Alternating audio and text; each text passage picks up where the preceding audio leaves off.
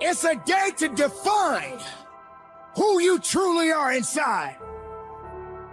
What is your true purpose? How much of yourself do you have left? Is life really that bad? Do you really think it's that tough? You know, we all go through pain. We all go through pain. We all go through something. We all go through our go-through. I wouldn't have time to tell you about all the trauma that I went through in my life. But I just figured since I went through so much trauma, I might as well use the trauma to make all my dreams become a reality. You just have to do it. You have to go. You have to take that first step. You have to push. You have to drive. You have to strive every time to get a little bit better. You have to strive not to fall prey to your own doubts and insecurities. What is it that gives your life a sense of meaning and purpose? Because once you find that, it puts you in your power place. See, if you know what your life work is, I encourage you to start working on it. If you can't do it all at one time, do just a little bit of it. And if you don't know what it is that you showed up to do, if you don't know why you're here, I encourage you to find out what your purpose is here. What is the meaning of your life? What will be different? Have you ever asked yourself that question? I've done that. I remember coming from a friend of mine's funeral and I was reflecting on how much time I had left. And I went for a walk in a park thinking about this guy whose life was so promising. And I mean, he wasn't an old guy. He was quite young, in fact. And I thought about all of the things that he said he was going to do, and he never got a chance to do those things. And I started thinking about my own life and how much time I had left to do the things that I would like to do. And at that time, I wasn't sure what my life purpose was, what my life's work was. I wasn't sure about it at that time. And I thought about it quite a lot. All right, so you wrote it down. Two types of people. So you got my homie that called me the other day. Like, I'm like, this is blowing my mind. I'm like, God, I'm the #1 motivation in the world. Like, I don't know why you calling me and you're not getting personal development from me. Well, this is what I just said. This is my best friend in the whole wide world. This dude, very close. Like, this is the dude I trust with my wife and my kid. Like, this is the person that my dreams, like, he helped me with my dream. I said, why are we on the phone talking about deficits right now? Why are you doing that? Do you know people who don't know me and I'm not their best friend in the whole wide world have gone through one of my programs and now they killing the game, and you know me and you're not killing the game? Like, why are we on the phone talking about, okay, so we're gonna write down, you wrote down your goals and your dreams. I want you to write down on the other side what's keeping you from those, and just be real. I had some idea, but I wasn't convinced, and I don't think I felt worthy. I didn't believe that it could be me to do this kind of work that I'm doing right now. And I say to you that if you begin to take a conscious effort to find out what it is that you're supposed to do, I say that it can literally save your life. I said that it can literally save your life. 85% of the American public, according to recent studies, are going to jobs that they hate, working on jobs that do not challenge them. Because I want to talk about the conversation he and I had. Because what's keeping you from that, we're going to have to talk about that, and we're going to have to deal with that today, and we're going to have to finish that for the rest of our lives. So two types of people, right? So we're on the phone. I'm like, yo, God, do me a favor. Like, can we stop talking about your reality? I'm not interested. I'm like right now in marital bliss, and you trying to bring me back to divorce. Like, you talking about your marriage and where they, I don't want to talk about that right now. I'm in bliss, so don't bring me there. I'm a multimillionaire. You talking about you're not making enough money to take care of you. I don't want to talk about that talk. Can we talk about your dreams and goals and get to them? So we're having a conversation, right? And so I said, look, just stop, right? Just tell me, what are your dreams and goals? You're like, to be a multimillionaire, to do this with my wife, take care of my kid. I said, okay, let's talk for a minute, let's talk. But do you know what it takes to be a multimillionaire? He's like, absolutely, and I'm in the industry, as a matter of fact, where in another 3 months, if I do what I'm supposed to do, I can actually make. I said, what? You're in the industry that you can do what? He was like, I'm in the industry where I can make $1 million between now, October, November, December. I said, really? He said, yeah. I said, what industry you in? He said, the solar industry. I said, that's. And as Joe Namath said, if you aren't going all the way, why go at all? But it's doing that in face of the fear. It's doing that in face of the difficulties. It isn't only because someone is great that they say you should either do it all the way to play hard or go home. They're not saying it because the process is in and of itself rewarding. They're saying it because there is something that they're trying to accomplish that demands it, that they're prepared to play on a world stage. And once you know why you're doing what you're doing, once something sits at the core of your being, and despite how difficult, painful, awkward it may be to push forward, you push forward no matter what the odds. And as Hannibal said, one of the greatest military leaders of all time, I will either find a way or I'll make one. And he said that as he was getting elephants across the Alps. Life cannot apologize. Life will continue to go on. You just happen to be a part of it. But you only got so much time. So you can't waste it. You can't concern yourself about things that you have no control over. When it starts to get tough, you must get a little bit tough. You must understand that you are not the only one in this world that's got a story to tell. The stage is set, and it's time to rock and roll. You are walking into an arena, and you must be ready to work. There can be no weakness. There can be no excuses. Now, when you think of the difficulties that you face in trying to do what you're trying to accomplish, think about that man amassing an army and getting elephants to climb a mountain and saying not, this is impossible, but rather, if there's not already a way present, I will make one. And when you can look at that, when you can look at your own inadequacies, when you can accept that you are not yet good enough, but you know that you'll put in the work to get there, you know that you'll learn the things that you need to learn, that you will push and you will practice and you will shape yourself into someone capable of doing it. And if you have to literally carve your own path out of the stone granite of a mountainside, you will do that because that's what your goals demand. And when you're prepared to do whatever your goals demand, you will accomplish whatever you set your mind to. The application and how you apply it will determine the outcome of your success. This place of business, you cannot mess around and play games with it. This place of business is where you pay your dues. You earn your keep. You do what's necessary to push every rep, because the repetitions are gonna come down on you really hard. For every rep, there will be a significant story to tell. Will you be able to push the next rep? Will you have just a little bit more power to get the next one? For every rep tells a story about you. As Ernest Hemingway noted, the world breaks everyone, and afterward, many are stronger in the broken places. But my question is, why isn't everyone?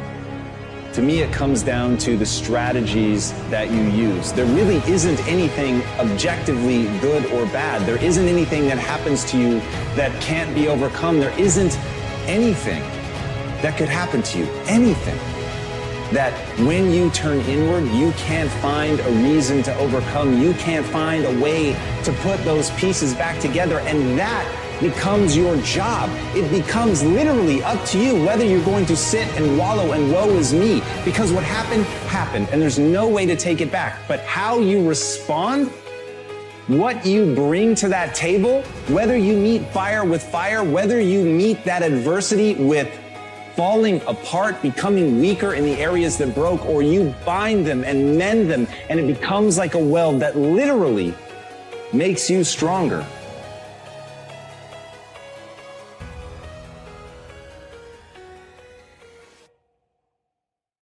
How many times has God showed you something in your imagination that you thought was so wonderful? And then you took it in there to your family and your friends and you shared it with them and they shot it down. You know why they shot it down? Because they couldn't see it. You know why they didn't see it? Because God ain't show it to them. He showed it to you. God put it in your imagination. He don't put it in other people's imagination. Stop telling your visions to other people because they're not going to see it. Why you think you keep imagining opening a business? Why you keep imagining graduating, getting a better job? Why do you keep imagining buying a house? Why do you keep imagining driving a really nice car? Why do you keep imagining getting rich one day? Why do you keep imagining that? Because God is talking to you. He's showing you something that he has for you. He puts it in your imagination, man. See, God is good, man. You got to understand how good God is. He ain't playing with you. He the real deal. He created you, and then he even showed you what he got for you. You got to start believing in your imagination. You got to start talking to him about this stuff you be seeing. But you have not because you ask not. So if you see the vision, the imagination, but you don't ask God for it, what you want him to do? He showed it to you. Faith without works is dead. So now you got to put in work. All of y'all sitting in here, you want a better life, correct? Haven't you imagined a better life? Okay, who you think he showed it to? He showed it to you. Why you think he showed it to you? Because he want to give it to you. But if you don't work, if you don't ask him for it, he cannot give it to you because he created us with the power of choice. We make choices every day. If you decide that you will be poor, there's nothing I can do. You're going to be poor. If you decide to be rich today, who going to stop you? Who? If you decide you want to be rich, all you got to do is start. Why not? Who going to stop you? Unless you tell it to the wrong person. Mama, listen to me. I'm going to be rich. Anybody rich in this family? Go in there and sit down somewhere. Get yourself a good job. Oh, mama, you must be right. No, mama could be wrong. Because what you have in your imagination, God didn't show it to your mama. I'm sorry. He showed it to you. If you want to kill a big dream, tell it to a small-minded person. I told everybody at 10 years old I was going to be on TV. I had a little problem when I said that. I had a severe stuttering problem. I could not talk outside of my house. I went to school, church, anywhere. I locked up. I couldn't go to the store. I just stuttered profusely, man. It was a horrible experience for me. So when I wrote on that paper, the assignment was write on a piece of paper what you want to be when you grow up. I'm 10. I wrote, I want to be on TV. That was that faith, the belief in things that you cannot see. I ain't see no way I could be on TV, but I wrote it down. I didn't know no better. I'm 10. I wrote it down. Teacher called me to the front of the class. I thought I'm going to get me a gold star because she had everybody stand and read their paper and their name. She called me to the front. I'm thinking I'm going up here to get a gold star. I ain't never had one before. This must be, my answer must have been really good. I can't tell you how wrong I was. That lady didn't call me up there to give me no gold star. She called me up there to humiliate me. And when I got up there, that lady lit into me. She said, why would you write something like this on your paper? First of all, why you called me up here? You know I can't talk. You already know I can't talk. And she just said, why would you write something like this on your paper? And I'm standing there. I'm trying to get it out. She said, who in this school ever been on TV? Who in your family ever been on TV? Who in this neighborhood ever been on TV? She said, look at you standing there. You can't even talk. How they gonna put somebody like you on TV? Listen to me. If y'all don't do nothing else, write everything you imagine down. Write it all down. Pray about it and watch what happens. Watch what happens. Because let me tell you something. If God can fix me, you have no idea who you're looking at. You have no idea what I've done. You have no idea what I've been through. You wouldn't even talk to me if you knew what I had to do to be here. But God is in the forgiving business. God is in the get your life together business. God is in the turn it around business. God is in the saving business. God did all that for me. So I'm telling you right now, if God can fix Steve Harvey and turn him into this, I bet he can turn you into that. Don't spend time like most people going through life complaining. Don't try and get on talk shows and tell everybody how life has done you wrong. Here's what's happening in the audience. 80% don't care. And 50% glad it's you. Hey, it doesn't matter what happens to you. The only thing matters, what are you going to do about it? That's all that matters. Okay, life knocked you down. What are you going to do about it? How long are you going to sit there and say, you know what they did to me? How long? Who wants to hear that racket? Use that energy to get up from there and move on and get on with your life. You know that's how people are going to do you? So how long have you been working on this? How long have you been working on your dreams? And you have nothing to show. This is all you got to show? People are going to do that to you. And some people, ladies and gentlemen, they stop. Because they don't see instant results. It doesn't happen quickly. They stop. Oh, no. You got to keep on watering your dream. And when it began to happen, they stopped laughing. See, during those hard times, we didn't know how you're going to make payroll. During those times when you failed and things didn't work out, they were nowhere to be found. But you know what I discovered? When you're working at your dream, somebody said the harder the battle, the sweeter the victory. Oh, it's sweet to you. It's good to you. Why? See, when it's hard and there's a struggle, see, what you become in the process is more important than the dream.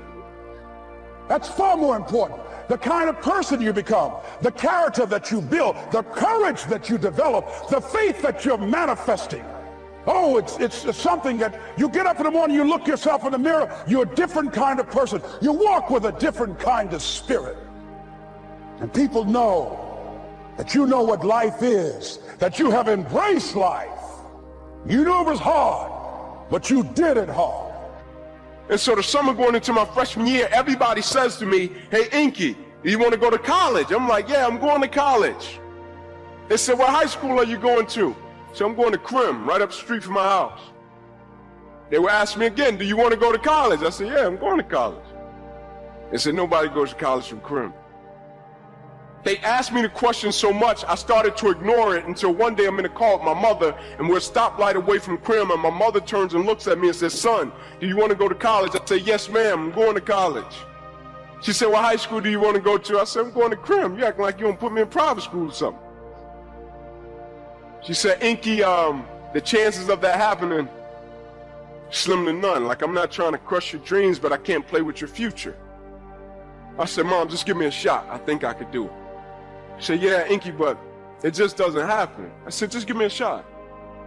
The first day I get to the school, I see why everybody said what they said. There was a cop at every single door, metal detectors.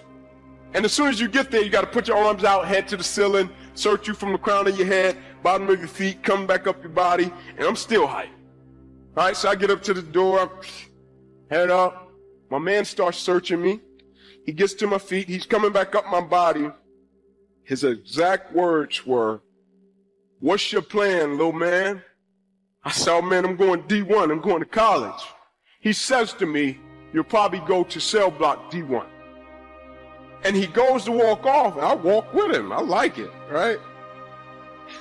I tap his arm. He turned around. He said, no, I know about you. And I said to him, no, man, you got the wrong guy. Sarcasm kicks in. No, I know about you. He said, you had two uncles coming to the same place, great little ball players. I said, yeah, they could play ball. He said, people talked about him, kind of like they talk about you. I said, yes, sir. He said, aren't they serving 13 and 40 years at the federal penitentiary, not even 10 minutes away from these front doors? I said, yep. He said, exactly. Apple don't fall far from the tree. You'll probably end up in cell block D1. He went to walk off, I walked with him. I tapped his chest. He turned around, I said, I'm telling you, I don't know who you've been dealing with, but you got the wrong guy. He said, we'll see. I said, we will. When I got my scholarship from Tennessee and got back to Krim High School, the first person I went to see was that cop in the lunchroom. I slipped my paper across the table to him. He stood up. He asked me one question. He said, how did you do it? He said, the reason I said it to you, he said, don't get it twisted. You thought I was trying to break you. I wasn't. He said, I'm here every day. I stop fights. Every day I stop kids from bringing guns, drugs into the school every day. He said, but I heard the language so much, son. He said, I've seen so many kids step up to me and say the same thing. They end up dropping out their freshman year. And so I wanted to challenge you to see, would you retreat or would you step up to me and fight for the thing that you said you wanted? He said, I just said it to see what you're willing to fight for, what you said you wanted. Like, I'm intrigued in life how when a person say they want something, or a person say, man, I'm gonna have this incredible, phenomenal life, and the only thing it takes is for the circumstance to change. And when the circumstance change, they forget everything that they once spoke, or everything they once spoke now means nothing to them. Right? The words that they spoke about a certain situation. I'm intrigued by that. Right? How a circumstance can take that away. Like, I understand this about life. In life, people don't burn out because of what they do. People burn out because life makes them forget why they do it. But when the purpose is intact, when the mission is intact, when it's about something greater than themselves, the opposition, the adversity, and the challenges are a part of the journey. When things happen to redirection, it's a part of the journey. It makes it even sweeter in the end when the purpose is greater and about something greater than you. That's why it's so easy to spot selfish people. That's why it's so easy to spot people that's just out for their personal gain. It's easy because all it takes is for something not to go the way that they thought it was going to go, and now they no longer want it. But when you find a warrior for Christ, when something doesn't go the way that they want it to go, they say, let's regroup, let's reroute, and let's get going. Let's finish what we started. The mission is different. So when I got to Tennessee, it was Mayberry for me. I'm like, man, y'all get 5 pair of cleats. You get a salad bar. Guys still were complaining. I'm like, unbelievable. Y'all complaining. And I come into my junior year, and I'm about to get exactly what I wanted. About to get this thing called NFL. You know what it really stands for? Not for long, right? That's what it really stands for, right? And I'm 10 games away from this dream that I wanted my whole life, right? This thing that I've been working for my whole life. My whole life is dedicated to this one game. I'm up Saturday mornings, 4 o'clock, 5 o'clock in the morning, 2 miles to a fire station, 2 miles back home. I'm in the park, 9:30, 10 at night, doing everything in my life surrounded the game of football. I'm sitting at home at night. I'm throwing balls up to the ceiling, and I'm catching them different type of ways, trying to see if a receiver was to check me, if I wanted to catch an intercept. Like, everything revolved around this game, and I finally get in a position in my life to where now I'm 10 games away from it. I got the paperwork that states I'm about to be an NFL draft pick. NFL on top of the paper. Inky Johnson projected top 30, automatic multi-millionaire. Now all you have to do, the hard part's over. Just play the next 10 football games, Ink. You made it. And I go out in a silly game against Air Force, 2 minutes left, and I go to make a tackle that I can make with my eyes closed. And I hit this guy, and as soon as I hit him, I knew it was a problem, but I didn't think it would be this type of problem. Like, you know how when things happen, you're like, I didn't expect that, but I don't think it's going to be anything too crazy. And when I hit him, every breath in my body left, my body goes completely limp, I fall to the ground, I blacked out, my eyes open, I'm still not, too concerned, because it's football. I told Pastor, I never thought about a career-ending injury. You have injuries within the game.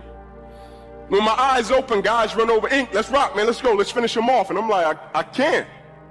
They're like, what do you mean you can't? You're a starting corner, get up, you can nurse your injury after the game, man. I'm like, no, I can't. They said, what do you mean you can't? I said, I can't move. It was a shock, neck to my toes, I can't feel anything. Shock leaves. It stays in my right arm and hand. I'm like, maybe I got a bad stinger. They put me on the spine board, wheeling me off the field. Doctor says to me as he's walking beside me, I don't know how you're still alive, son. You don't have any pulse. Maneuver. We get to the ambulance. My father's standing there. I'm like, Pops, I laid it on him, right? I put it on him, right? My dad's like, yeah, but I think you got the worst part of this one, E. Doctor say, we're going to take you over, run a couple tests, bring you back into the room. Everything will be cool. They run the test. They bring me back into the room. Mom comes in, kisses, prays. Son, you'll be fine. She's going to walk out. Doctors rush in. Head boy says, hey, man, got to rush him back to surgery. He's about to die. And I look at him and I want to ask him, like, man, you can't use another word? Like, use a synonym, brother. How y'all say die? Like, you sure died, man? And he could tell from how I'm looking at him that I'm questioning. And he says to me, you ruptured a subclavian artery in your chest, you're bleeding internally. If we don't perform this surgery tonight, I guarantee you, you won't be here in the morning. From 7 years old to 20 years old, boiled down to one moment. The sacrifice, the dedication, the commitment came down to one moment. And the next morning I woke up from that surgery, the NFL on my scale of life, that big. They can connect and identify with that. The only thing I ask of you, as talented, as brilliant, as powerful, as beautiful as you are, never allow life to make you forget why you started in the first place. Meaning that first time you said, man, I'm riding with Christ, let's go. That first feeling you got, like that first interaction, that first connection you got, like when you first got it. It's like when people say at the beginning, everybody is excited, everybody is on fire, but at a certain point you hit something along the journey and it's gonna test that level of commitment. At a certain point, you're going to hit something that's going to test that level of faith. And my definition of commitment was always staying true to what I said I would do long after the mood that I've set it in has left. I asked a man one time, what are your goals for this month? And he said, if I could just scrape up enough money to pay these lousy bills. That was his goal. Hey, I'm not saying it isn't a goal. It is, but it's such a poor goal. It certainly isn't inspiring. You don't jump out of bed on Monday morning and say, oh boy, another chance to go out and scrape up the money to pay these lousy bills. The point is that goals should be fun. They should be big, challenging, rewarding. They should allow you to grow. Remember too, that the major purpose of having a goal is not just to acquire the goal. The major reason for setting goals is to compel yourself to become the person it takes to achieve them. In other words, attaining the goal is of secondary importance. What's far more important is what you become in the pursuit of it. The greatest value in becoming a millionaire, for example, is not the $1 million. The greatest value is the skills, the knowledge, the discipline, and the leadership qualities you acquired in becoming a millionaire. It's the experience you acquired in planning, development, strategy. It's other qualities you acquired, such as courage, commitment, and willpower, to attract $1 million. You could lose everything you attained, but you could not lose the skills, knowledge, and experience you have obtained. Even better than having is being. Here's a most important question to spend some time answering. What kind of person will I have to become to get all I want? Write down a few thoughts on that. Write down some skills you'll have to develop, for example, and some of the things you're going to have to learn. Just spend a little time writing a few sentences on this. What kind of person will I have to become to get all I want? The answer to this will give you some personal development goals. Remember that income does not far exceed personal development. All of us have to do this kind of self-examination. I have to look at my own life and say, well, here's what I want, but am I willing to become what it takes to get what I want? If I'm too lazy, if I don't want to learn, read, study, and grow to become that kind of person, then I cannot attract what I want. Now, either I have to change my want or I have to change myself. Here are a few more key points I'd like to share with you on goals and designing your future. First, if you don't right now feel as if you're equipped to get all you want, just remember, ability will grow to match your strong dreams. That's why the goal-setting process we've discussed is so important. The more you work on this, the more ideas you will get on how you can change, how you can grow. I am nowhere near the person I was when I met Mr. Shope 25 years ago. I'm not that person anymore. I've changed. There's nothing you can do about the past, but you can do a great deal about your future. You don't have to be the same person you were yesterday. You can make changes in your life, absolutely startling changes, in a fairly short period of time. You can make changes you can't even conceive of now. If you give yourself a chance, your abilities will grow. You have untapped talents and potential that you haven't even reached for yet. And as time goes on, you'll be able to reach deeper and deeper. The first thing you'll know, you'll be able to do things you never thought you could do.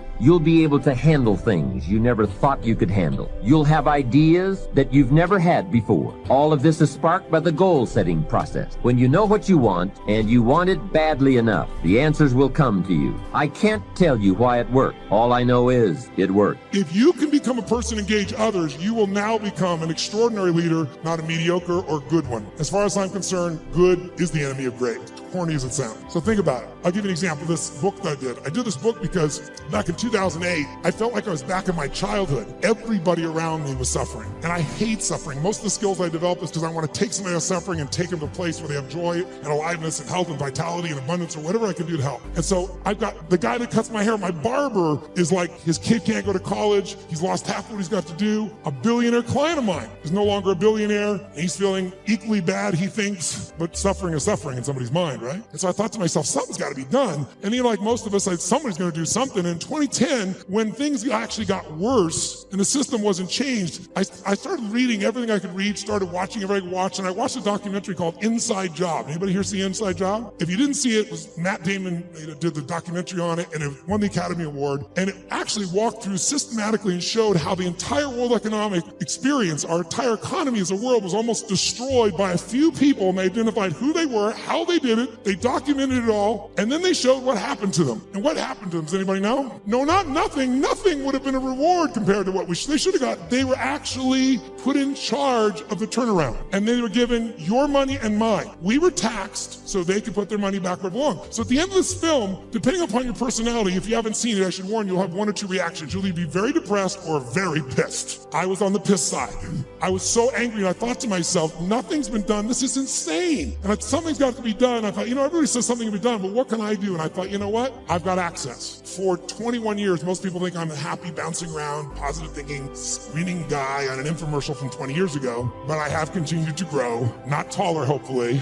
But in all that time, for 21 years, I've coached Paul Tudor Jones, who's one of the top 10 financial traders in the history of the world. He's a man who's made more money than almost anyone on earth, along with George Soros and a few other names you may know. But Paul's really unique in that Paul found himself in a position that in 1987, when the stock market crashed, the largest percentage in a day still to this day, he made 20% when the whole world was losing everything. He made 200% that year for his client. Just unbelievable. And then it was like the guy that walked on the moon. What do you do if you walk on the moon? You see that, you look at that incredible view of the earth. It's you seeing it, it's not a photograph. You come back to the earth, you shake the president's hand, you have a ticker tape parade. Now what do you do? And a lot of those astronauts, if you know the story, actually became depressed because they didn't have what I call a compelling future, something to look forward to. So Paul had a little fall back, and I was called in to turn him around. Came in and started studying everybody around him, figured out what it took to do it, and built a strategy to put him back in state. He's been successful and made money every year for 21 straight years. Every single year. There's no one in his class that's done that. No one. Pretty amazing. I was with him to give example. We were together, and back if you remember, in the tech bubble of 2000, it blew up. Paul made money. Right by him, side by side, every single day. He's emailing me every single day. I'm talking in some ways, communicating, or I'm going to see him every 3 or 4 months to be there in person to make sure we keep tweaking the system. I'm not there to be a positive thinking coach. He didn't need that crap. I'm a prepare for anything coach. How do we figure out the strategy? I've always been a strategist. I've never believed in positive thinking. I never told people you should go to your gym or go to your garden, better yet, and chant, there's no weeds, there's no weeds, there's no weeds, there's no weeds. I'm like, here's the weed, let's pull it out. That's what I do with him. 21 years. 21 years includes 9/11, when the whole markets are blowing up, making money. 21 years includes everything we saw in the subprime crisis, making money. It includes when we all went through the dropping gold, those are associated to it not long ago. So I've been there with all those pieces, and I got a chance to learn from this guy side by side, and I've been able to contribute to him in a significant way. You'd be shocked how many ministers crumble because they don't have support and secretly want to get out of the ministry and are secretly burned out and are secretly tired and their marriages are in jeopardy and their minds are perplexed because they're doing too much. Leaders, if you are doing anything in your church that somebody else could do, you shouldn't be doing it. Good leadership is working yourself out of a job. And if you are busy doing stuff that somebody else could do, then you're a control freak. And you need to give up control and allocate that over to somebody that you can trust so that you can reserve yourself for your highest and best use. I want you to ask yourself a question every time you take an assignment as a leader. Is this my highest and best use? Or am I busy doing something that somebody under me could do? If somebody on your team could do it, you shouldn't be doing it. Because as you go and as you grow, you must reserve yourself for your highest and best use. And if you will relinquish your need to control everything, you will create a place for somebody to serve and alleviate your stress and be better at your highest and best use when you are not distracted by the trivia of doing things that God has called somebody else to do. Elijah comes along and he runs behind Elijah and he says, wait a minute, man, wait a minute, your hands look dusty. Let me pour water on your hands. And Elijah said, in all the time I was calling down fire from heaven, not one person on Mount Carmel ever did that. Nobody helps me be me. And so we've called you to this meeting today because it's not just the people who I had stand that are important. It's the people who are sitting. Because if you don't pour water on the hands of the people who stand, they may not be here next year. And they will be talked about and they will be ostracized, but they died for the lack of you. Their arms got heavy for the lack of you. Their marriages suffered because they were busy doing things that the church said somebody else could do, and they got the divorce for the lack of you. Because there was nobody close to them who urged them to take a vacation, not just going to another conference. A real vacation does not have seminars. I took a bunch of my partners on a cruise, in fact, we flew out from here. We flew up to here and went on an Alaskan cruise, and all that week we were on the cruise, my wife and I. When you're on a cruise with your partners and stuff, you can't leave your room with it. The moment you come out the door, there's cameras flashing and people coming up to you and wanting prayer and wanting to discuss scriptures and stuff, so you're kind of in your room like a hostage. When you come out the room, it's like, and they come up and they do whatever it is they want to do, and they say, we hate to bother you on your vacation. I looked at them and I said, this is not our vacation. This is not our vacation, because if it was, you wouldn't be here.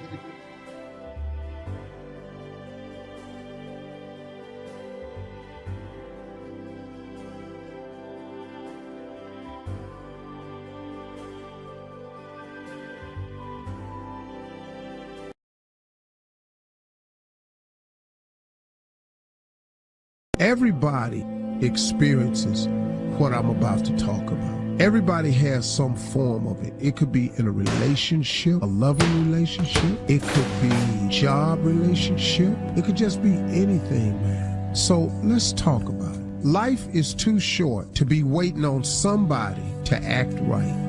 The clock is ticking. And I don't know if you know that, man, but time flies by sometimes. So you gotta start thinking, man. Life is too short to be waiting on somebody to act right. And I'm not just talking about in a relationship like you married or something like that, which is another one. But my goodness, man, I don't really have time for that. I would rather surround myself with people who add value to my life instead of subtracting from my life. If you got somebody in your life that's always taking and never giving, you're probably waiting on them to act right. If you got a person that's always getting something from you and never say thank you, life is too short to be waiting on somebody to act right. You're in a relationship with a person who constantly does you wrong, repeatedly, and you keep expecting them to change their behavior, and they don't. They say that the definition of insanity is doing the same thing over and expecting a different result. It's insane for us to continue to wait on somebody to act right. When, first of all, you can't make nobody act right. You can't change nobody that don't want to be changed. I've done it before. I've done it in relationship. I've done it with my children. I taught it to them, but I'm waiting on them to get it. And I got tired of it. And I told them one time, I said, hey, I'm done. I'm done trying to get you to move on and let's just have a great life together. I'm tired of you bringing up issues. I don't let people do that to me no more. You stop bringing up issues from the past. We've all changed. Grow up, move on. Now, if you want to stay back there and want to hang on to something in the past so you can keep talking about how miserable you are, go on and be miserable. But life is too short for me to be waiting on you to act right. So now, here I am over here. This is the way I am. If you want some of this love, some of this guidance, some of this understanding, some of this leadership, you need some occasional help, I'm here. But if you want to keep dragging me over the coals about an issue that you can't get past, I'm sorry. I'm no longer available for you. I'm sorry that you can't get past it. I'm sorry that it has bothered you for a number of years. My apologies. Have you ever found yourself apologizing to somebody over and over for the same thing, but they just can't seem to get past it? Life is too short to be waiting on somebody to act right. And I look up, man, and I just decided, man, I ain't doing it no more. I'm just not gonna do it no more. I'm sorry. If I've offended you, if I hurt you, and I'm man enough to apologize, I expect you to be man enough or woman enough to accept it. You don't have to forget it. I'm just saying I'm sorry and I'm asking for your forgiveness. But if you ain't in the forgiving mood, I'm going to take it to God. I'm going to ask God to forgive me because he will, and then I'm moving on. Me and you ain't got to talk no more. You can't get past it? I understand. But my daddy always said, you're going to either get over it or you're going to die mad. Time is short. Every one of us here has been given the same amount of time in a day. 1,440 minutes a day, 168 hours per week. I'd write down my priorities and I'd get committed to certain priorities. Now is the accepted time. The things we ought to do, the classes we ought to take, the books we ought to read, do it now. The family that needs you, spend more time now. Write that letter home now that you've been meaning to write. Time for study, do it now. People you ought to witness to, do it now. Every time the clock ticks, it seems to say now. Today. Time is too short for indecision and vacillation. Fools say that time is long. Every morning we have 86,400 seconds to spend and to invest. And each day the bank named Time opens a new account for you and for me. It allows no balances and no overdrafts. If you fail to use the day's deposits, the loss is yours. The one commodity that is most valuable on this earth is time. Time to love, time to live. From the moment the human body is born, it begins dying. Happen faster, some happen slower. Some of us help them go faster, and some of them prevent it from happening sooner than later. How many seconds, how many minutes do we waste every day doing things that are nowhere near the goals and aspirations and passions that we have inside? How many times do you go through the course of a day and realize, did I do anything I set out to do today? Write down those goals each and every day. No matter if it's 2 goals a day, if you can accomplish those, then you're doing more than just making it through the day. You are living and achieving your dreams. Find time to better yourself, read, explore, research, live life, do things you've never thought of doing before. That's what it's all about. When you're born, that's that date that they put on the left side of the tombstone. When you die, they put another date on the right side of the tombstone. But that dash in the middle, is the most important thing on that tombstone. That is a line that throughout that entire time frame, you were able to impact and touch others' lives. You were able to leave your mark on this earth. You were able to build a legacy that nobody could change. You were able to have it to where people remembered who you are no matter what. When you're living for that dash in the middle, you're going to remember your why. Your why you're here. Not the why did you do something?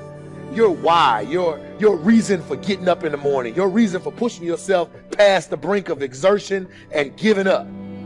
Your reason for moving on and getting things done in life.